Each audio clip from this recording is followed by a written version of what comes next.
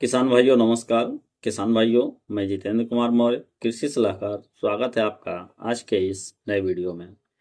किसान भाइयों, आज हम बात करेंगे कि उड़द की फसल में ज़्यादा से ज़्यादा पैदावार लेने के लिए हमें किन किन दवाओं का सही समय पे छिड़काव करना चाहिए।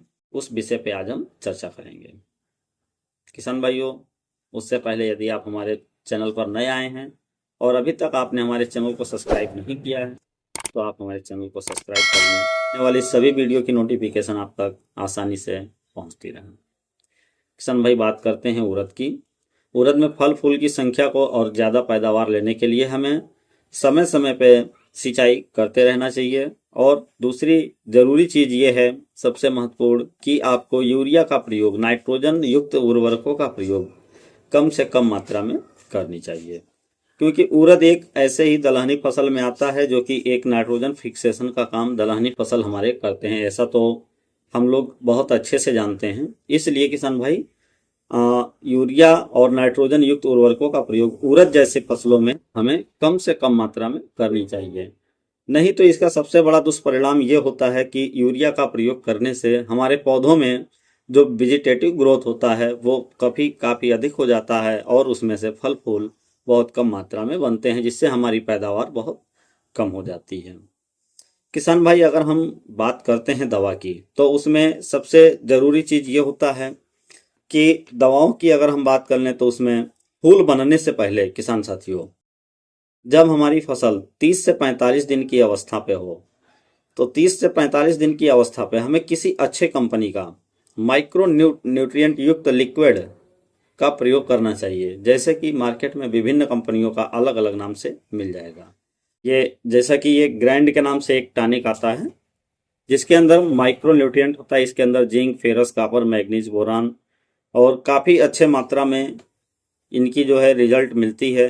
तो इसलिए जैसा कि अभी हमारे पास ये इंडोस्विस कंपनी का है, ग्रैंड के नाम से। आप किसी भी कंपनी का ले सकते हैं, अच्छी कंपनी का। वैसे तो रिजल्ट इसका भी बेहतर मिलता है, लेकिन आप किसी भी अच्छे कंपनी का ले सकते हैं जिसके अंदर माइक्रो न्यूट्रिएंट हो। तो 30 से 45 दिन की अवस्था पे हमें ग्रैंड का प्रयोग करना चाहिए। दूसरी चीज किसान भाई, अगर हम दूसरी दवा की बात करें तो जैसे ग्रैंड में यह होता है कि इसका प्रमुख कार्य यह है, आपके पौधों को हरा रखेगा। दूसरी चीज की जो फल फूल आएगा उसमें जो फल के अंदर जो दाने पड़ेंगे, दाने की साइज को बड़ा करने में इसका काफी अच्छा रिजल्ट मिला है, जिससे हमारे दाने वजन हो जाते हैं, पैदावार भी बढ़ जाती है।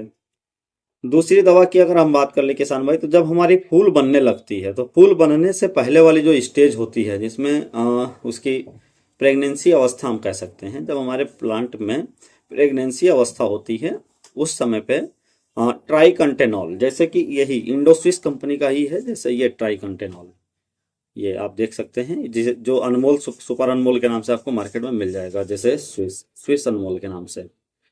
तो ये इंडो स्विस का है, स्विस अनमोल के नाम से। आप किसी भी कंपनी का, कार्टेवा का भी ले सकते हैं। और इसके अंदर ट्राइकंटेनॉल होता है, ट्राइकंटेनॉल, जैसे कि ये यहाँ पे लिखा है, स्क्रीन पे आपको शो हो रहा होगा। तो ट्राइकंटेनॉल बेस का जो हमारी दवा है, इसकी अगर हम मात्रा की बात कर लें किसान भाई, तो मात्रा आपको लगभग 2 से 2.5 ml मात्रा 1 लीटर पानी के साथ घोल बनाकर छिड़काव करना होता है। किसान भाई, अगर हमारी वीडियो अच्छी लगी हो तो हमारे चैनल को सब्सक्राइब, वीडियो को लाइक अवश्य करें, जिससे आने वाली सभी वीडियो की नोटिफिकेशन आप तक आसानी से पहुंचती रहे। तो जो हमने बताया आपको, ट्राइकंटेनॉल की मात्रा 2 से 2.5 ml दवा पर लीटर पानी के हिसाब से घोल बनाकर आप छिड़काव कर सकते हैं।